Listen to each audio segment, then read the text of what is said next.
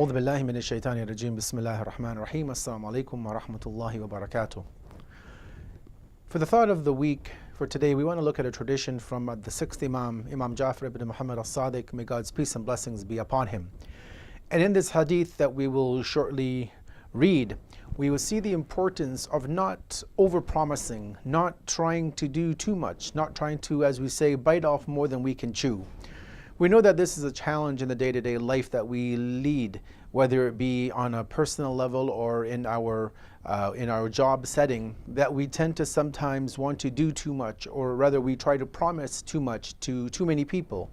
And then unfortunately, ultimately, we end up not being able to fulfill any of the promises that we have made. So what does Islam say about this? Let us first look at the hadith from the sixth Imam and then come back to understand the tradition. In this hadith, the Imam says the following: it is not advisable for a believer that he humiliate himself. It was asked of the Imam, and how would he ever humiliate himself? The Imam replied, he offers something to someone that he does not have the ability to deliver. This hadith clearly shows us that the humiliation, the degradation of a believer lies in when he promises more than he can deliver. The Quran tells us in at least one instance when Allah addresses the believers and He says, O you who believe, why do you say that which you don't do? And that this is something grievous to Allah. This is something very unacceptable by Allah when a believer says something that he does not or she does not follow up with in their day-to-day life. Now obviously sometimes it becomes hard to say no to a person.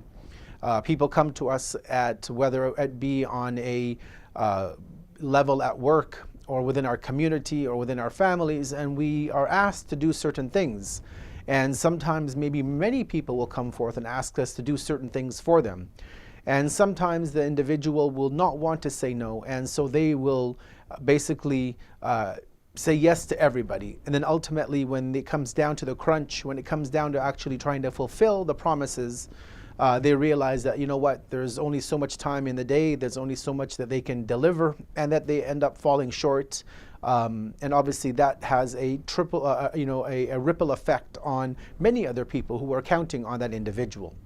So the thought for this week is that we as believers need to prioritize, we need to manage our time, we need to realize that there is only 24 hours a day, that we are just one individual, and that if we are asked to do something, we should look at our own schedule, our own abilities, our own times, and if we can help, then obviously that is the best, and if we can't, we need to politely refuse and hopefully guide that person to somebody else who may be able to help them in what it is that they need to have done.